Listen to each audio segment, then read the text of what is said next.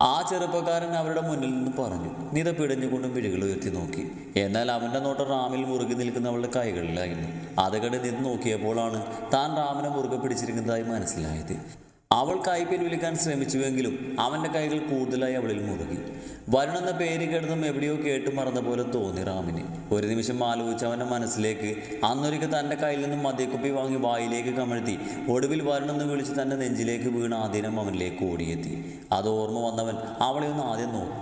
അവളിൽ നിസ്സഹായത അവന് മനസ്സിലാവുമായിരുന്നു. അതിന് താനാണ് കാരണമല്ലെന്നും ആലോചിച്ച് അവൻ്റെ ഉള്ളിൽ നിന്ന്. ഹലോ, റാം എന്നല്ലേ പേര്?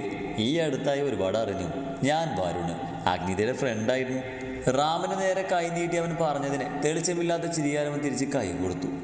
രണ്ടുപേരും അമ്പലത്തിലേക്ക് തൊഴാനിറങ്ങിയതല്ലേ? ഞങ്ങളും അതെ. ഇത് ഞാൻ വിവാഹം ചെയ്യാൻ പോകുന്ന പെൺകുട്ടിയാണ് ആതിര. ഒരു വഴിപാടുണ്ടായിരുന്നു, അതിന് വന്നതാ. അഗ്നിതിക്ക് ഇപ്പം എത്ര മാസമാണ്? 7 ആവുന്നു. റാമായതിന് മറുപടി നൽകിയത്. എന്നാൽ ഞങ്ങൾ തൊഴട്ടോ, എപ്പോഴും കാണാം. വരുൺ ആതിരയുടെ കൈ പിടിച്ച് മുന്നോട്ട് പോയതും നിത അപ്പോഴും അതേപോലെ നിന്നു. റാമിൻ്റെ ശബ്ദമായിരുന്നു അവളെ തിരികെ കൊണ്ടുവന്നത്. അവനെ വെറുപ്പോട് കൂടി നോക്കിയിട്ട് അവളെ ചേർത്ത് വെച്ചിട്ടുള്ള കൈകളെ കുടഞ്ഞെറിഞ്ഞ് അവൾ പടിവുകൾ ഓരോന്നിറങ്ങി. കണ്ണുനീർ അവളുടെ കാഴ്ചയെ മറച്ചിരുന്നു.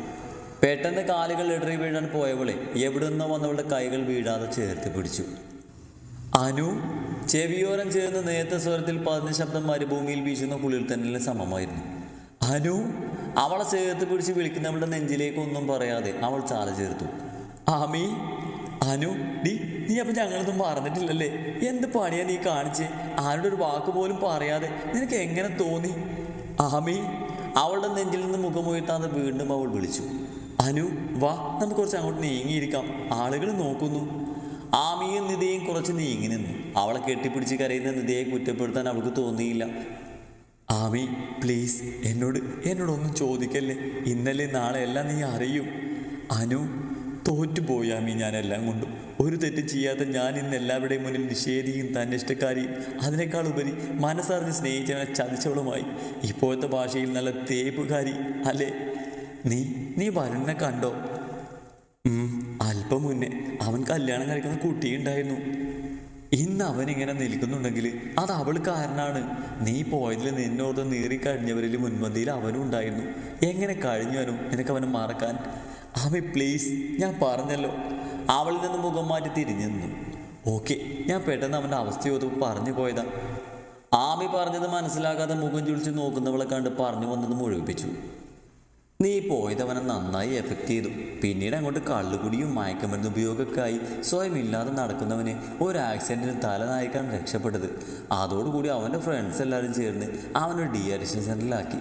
അവിടെ ഡോക്ടറുടെ മകളാണ് ആതിര എന്ന ആരു. അവളാ ഇന്നവനെങ്ങനെ ആക്കിയത്. അവനെ നോക്കുന്ന ഡോക്ടറുടെ ഹോസ്പിറ്റൽ തന്നെയായിരുന്നു അവളും. അവിടേക്ക് ഇവളും പോകാറുണ്ട്. നിന്നെ കാണാതെ ബഹളം വെച്ചൊരുക്കി ചെന്ന് വീണത് അവളുടെ മുന്നിലായിരുന്നു. നെയ്യാണെന്ന് കരുതി അവളെ വലിച്ച് നെഞ്ചോട് ചേർത്തു. അവൾ വിടാതെ ചേർത്ത് പിടിച്ചു. പിന്നീട് അങ്ങോട്ട് അവളായി. അവളിലൂടെ അവൻ പുറത്തേക്ക് വന്നു. എല്ലാം ഓക്കെ ആയപ്പോൾ ഇനി വേറൊരു വിവാഹം വേണമെന്ന് പറഞ്ഞിരുന്നവനായിരുന്നു. പക്ഷേ അവനെ നോക്കി അവൻ്റെ വട്ടം അവൾക്ക് കിട്ടി. അവനെ മാത്രമേ കേട്ടുള്ളൂ എന്ന് പറഞ്ഞ് അവൻ്റെ വീട്ടിൽ കുത്തിരിപ്പ് തുടങ്ങി. വീട്ടിൽ മാത്രമല്ല, അവൻ്റെ ഓഫീസിലും. അങ്ങനെ അവൻ പോകുന്നിടത്തെല്ലാം. പിന്നെ എല്ലായിടത്തും പ്രഷറായപ്പോൾ അവൻ സമ്മതിച്ചു. ഒരു പൊട്ടിപ്പെണ്ണ് അവനെ ചിരിപ്പിക്കാനായി ഒത്തിരി കഷ്ടപ്പെടുന്നുണ്ട്. അവനും എന്നത് ആസ്വദിക്കുന്നുണ്ട്. ആമി അത്രയും പറഞ്ഞു നിർത്തിയപ്പോഴേക്ക് നിതക്കാകെ തളരുന്നത് പോലെ തോന്നി. തീകെട്ടി വരുന്ന കരച്ചിൽ പിടിച്ചടക്കി അവൾ ആമിക്ക് നേരെ മുഖമുയർത്തി. ആമി എൻ്റെ അച്ഛനമ്മയും അവർ സുഖമായിരിക്കുന്നെന്ന് പറഞ്ഞാൽ കള്ളാകും. ഞാൻ ആദ്യമൊക്കെ അവിടെ പോകാറുണ്ടായിരുന്നു. അവരുടെ സങ്കടം കാണുമ്പോൾ എനിക്ക് നിന്നോട് ദേഷ്യം തോന്നാറുണ്ടായിരുന്നു. നിന്നെ എന്തെങ്കിലും നേരി കാണുമ്പോൾ നിന്നെ കരണം നോക്കി ഒന്ന് തരണമെന്ന് വെച്ചിരുന്നു. പക്ഷേ ഇതിപ്പോൾ ഈ അവസ്ഥയായിപ്പോയി. നിനക്കറിയോ അനു, നീ പോയതിന് ശേഷം ആ പാവങ്ങളുടെ മുഖം ഒന്ന് തെളിഞ്ഞ് കണ്ടിട്ടില്ല. അവരുടെ സങ്കടം കാണാൻ കഴിയാത്തത് കൊണ്ട് ഞാൻ അവിടേക്ക് പോകാറില്ല. നിൻ്റെ അനിയത്തിയെ വിളിച്ച് അന്വേഷിക്കും. എന്തിനാണോ നീ എല്ലാവരും ഉപേക്ഷിച്ച് പോയത്? എന്നോടെങ്കിലും നിനക്കൊന്ന് പറയായിരുന്നില്ലേ? നീ പോയെന്ന് എനിക്ക് വിശ്വസിക്കാൻ സാധിച്ചിരുന്നില്ല. പക്ഷേ ഇപ്പോൾ നിന്നെ ഈ അവസ്ഥയിൽ കാണുമ്പോൾ എനിക്കോ നിനക്കോ നമ്മൾ ആർക്കാണ് തെറ്റ് പറ്റിയേ? എൻ്റെ വരുണെന്ന് മാത്രം പറയാനുള്ള നിനക്ക് അവനെ എങ്ങനെ മറക്കാൻ തോന്നി? ഇത്ര പെട്ടെന്ന് അവനെ മറന്ന് മറ്റൊരാളെ സ്വീകരിക്കാനും അവനെ കുഞ്ഞിനെ ഉദരത്തിൽ ചുമക്കാനും? ഞാൻ അറിയാവുന്ന നീത അത്രത്തോളം താണു പോയിട്ടില്ല. പക്ഷേ ഈ കാണുന്നതിൻ്റെയൊക്കെ പൊരുൾ എന്താ? നിന്റെ എല്ലാ ചോദ്യങ്ങൾക്കും ഒരു ഉത്തരമേ ഉള്ളൂ എൻ്റെ കയ്യിൽ. വിധി. ആ വിധി എന്നിലേക്ക് വന്നത് റാമിലൂടെയും. അവിടെ എനിക്ക് നിസ്സഹായി നിൽക്കാനേ സാധിച്ചുള്ളൂ. എന്താണ് നീ പറയണേ? വിധി റാം, എനിക്ക് മനസ്സിലാവുന്നില്ല.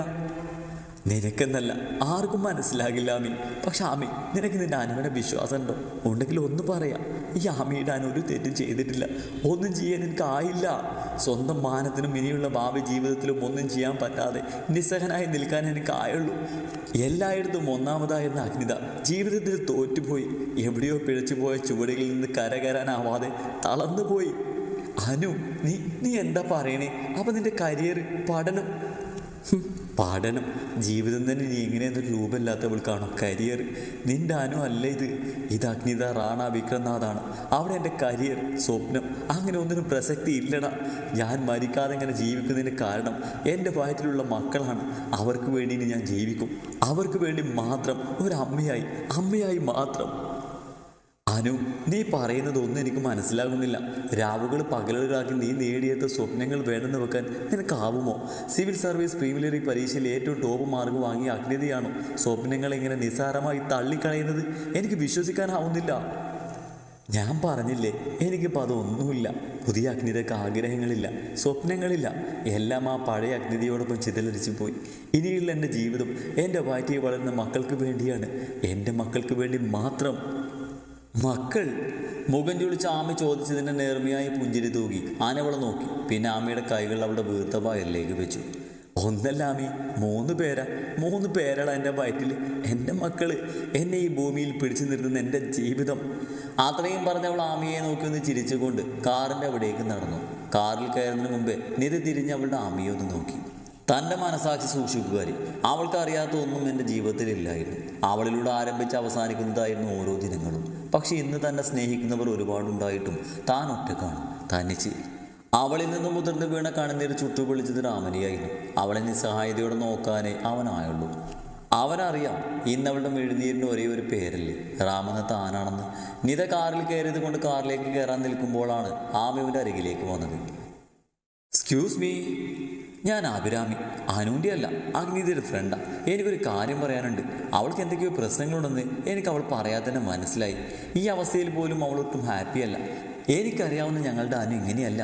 അവളുടെ പ്രശ്നം എന്ത് തന്നെയായാലും അതെല്ലാം മാറ്റിക്കൊടുത്ത് അവളുടെ ഡ്രീം നിങ്ങൾ നേടിയെടുക്കാൻ പറയണം. അതിനായി അവൾ ഒത്തിരി കഷ്ടപ്പെട്ടിട്ടുണ്ട്. ഡ്രീം? എന്ത് ഡ്രീം? IAS. വാട്ട്? ആമി പറഞ്ഞത് കേട്ട് റാമിൻ്റെ മിഴികൾ മിഴിച്ചു പോയി. അവൾക്ക് സിവിൽ സർവീസിൻ്റെ പ്രിലിമിനറി എക്സാമിൽ ഫസ്റ്റ് റാങ്ക് ഉണ്ട്. സമയം ഇനിയുണ്ട്. ഇത് മിസ്സാക്കിയാൽ പിന്നെ ഇങ്ങനൊരു ചാൻസ് ഒത്തിരി പാടാണ്. പ്ലീസ്, അവൾ നിങ്ങൾ പറഞ്ഞ് മനസ്സിലാക്കണം. അവളുടെ അച്ഛൻ്റെയും അമ്മയുടെയും അവൾ അറിയാവുന്ന ഓരോരുത്തരുടെയും സ്വപ്നമാണത്. അത്രയും പറഞ്ഞ് ആമി അവിടുന്ന് നടന്നു പോകുമ്പോൾ റാം കാറിനുള്ളിൽ കണ്ണുകൾ അടച്ചിരിക്കുന്ന നിധിയെ ഒന്ന് നോക്കി. കണ്ണുകൾ അടച്ചാണ് ഇരിക്കുന്നതെങ്കിലും അവൻ നിറഞ്ഞൊഴുകുന്നുണ്ടായിരുന്നപ്പോഴും. തിരിച്ച് വീട്ടിലേക്കുള്ള യാത്രയിൽ റാമിൻ്റെ കൈകൾ സ്റ്റിയറിങ്ങിൽ പിടിക്കുമ്പോൾ വിറക്കുന്നുണ്ടായിരുന്നു. ഓരോ നിമിഷവും കുറ്റബോധം അവനെ കാർന്ന് തിന്നാൻ തുടങ്ങി. എങ്ങനെയോ അവൻ്റെ കാറ് വീട്ടിലെത്തിയതും സ്റ്റിയറിങ്ങിൽ അവൻ തല ചേർത്തു. നിത കാറിൻ്റെ ഡോറ് തുറന്ന് പോകുന്നത് അറിഞ്ഞിട്ടും അവളെ നോക്കാൻ അവനായില്ല. മിഴികൾ നിറഞ്ഞൊഴുകി തുടങ്ങിയിരുന്നു അവൻ്റെ. കുറ്റബോധത്താൽ അവനോട് തന്നെ പുച്ഛം തോന്നി. താൻ എത്രയൊക്കെ മാറിയെന്ന് പറഞ്ഞാലും അവൾക്കത് ഉൾക്കൊള്ളാൻ കഴിയാത്തതിൻ്റെ കാരണങ്ങൾ ഇനിയും ഉണ്ടെന്ന് അവന് മനസ്സിലായി. ഒരിക്കലും അവളിലേക്ക് അണയാൻ തനിക്കാവില്ലെന്ന് റാമിന് മനസ്സിലായിരുന്നു. എത്ര നേരം ആ ഇരിപ്പിരുന്നെന്ന് അവന് പോലും അറിഞ്ഞിരുന്നില്ല. ഇന്ന് അമ്പലത്തിൽ വെച്ച് ആ സന്യാസി പറയുന്ന കാര്യങ്ങൾ കേട്ടപ്പോൾ നേരിയ പ്രതീക്ഷ മുട്ടിട്ടിരുന്നു. പക്ഷേ ഇപ്പോൾ അങ്ങനെ പ്രതീക്ഷിക്കാനുള്ള അർഹതയെങ്കിലും തനിക്കുണ്ടോ? അതിനുള്ള പുണ്യം താൻ ഈ ജന്മം ചെയ്തിട്ടുണ്ടോ? ഇല്ല. അവളെ പോലൊരു പെണ്ണിനെ മോഹിച്ചത് തന്നെ തെറ്റായിരുന്നു. പക്ഷേ അതിനേക്കാൾ ക്രൂരത താൻ അവളോട് ചെയ്തു. ക്ഷമിക്കാൻ പറയാൻ തനിക്ക് യോഗ്യതയുണ്ടോ? ഒരു പെണ്ണിൻ്റെ ജീവിതവും സ്വപ്നങ്ങളും അല്ലേ താൻ തകർത്ത് വെണ്ണീറാക്കിയത്? ഓരോന്നും ആലോചിക്കും തോറും അവൻ്റെ ഉള്ളം നീറിപ്പോകുന്നത് അവൻ അറിയുന്നുണ്ടായിരുന്നു. കാറിൽ നിന്നിറങ്ങി മുകളിലേക്ക് പോകുന്നതിൻ്റെ കാലുകൾ അവൻ പോലും അറിയാതെ അടച്ചിട്ട് അഗ്നിതയുടെ റൂമിനെ ലക്ഷ്യമാക്കി ചെന്നു. ഒരു നിമിഷം എന്ത് ചെയ്യണമെന്ന് ആലോചിച്ചു നിന്ന് റാം രണ്ടും കൽപ്പിച്ച് വാതിൽ തുറന്നു. ചെരടറ്റ പട്ടം പോലെ പറക്കുന്ന മനസ്സിൻ്റെ പ്രതിഫലനമായി അവളുടെ നിറമെഴുന്നീര് മുത്തുകൾ അവളുടെ കവിളിനെ വീണ്ടും വീണ്ടും മുത്തമിട്ടു. ആമി പറഞ്ഞറിഞ്ഞ വരുണിൻ്റെയും തൻ്റെ വീട്ടുകാരുടെയും അവസ്ഥയെ ആലോചിച്ച് നിധിയുടെ നെഞ്ചു നീറി.